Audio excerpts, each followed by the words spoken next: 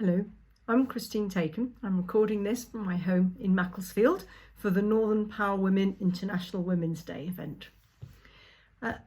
My career was starting off in engineering, then in fast-moving consumer goods. I've spent 11 years running the largest farming business in the UK, and then 7 years as a regulator, making sure that the retailers treat their suppliers properly. And if you just picture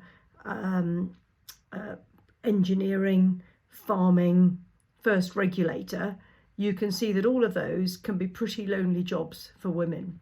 And I think particularly when I worked at the co-op, which is where I ran the farming business, I used to try and avoid events which were promoting women. I wanted people to be accepted as equal to everybody else, and not to be considered to be of a particular gender at all.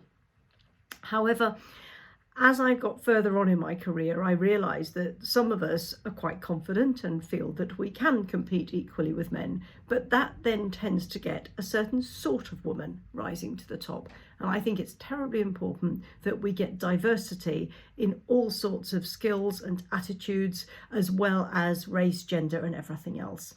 And I really felt I had to then do something to change it. And about 10 years ago, I set up Women in Food and Farming.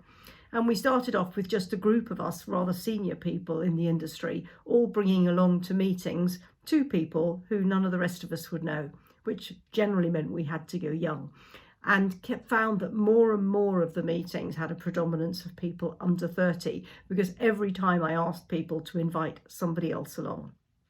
Of course, we got stopped when the pandemic started, and instead of having 3 meetings a year, we now have one every month. Every first Monday of the month we have a virtual meeting, and we've got it set up now so we have a speaker, a bit of a panel, and then all go into breakout rooms.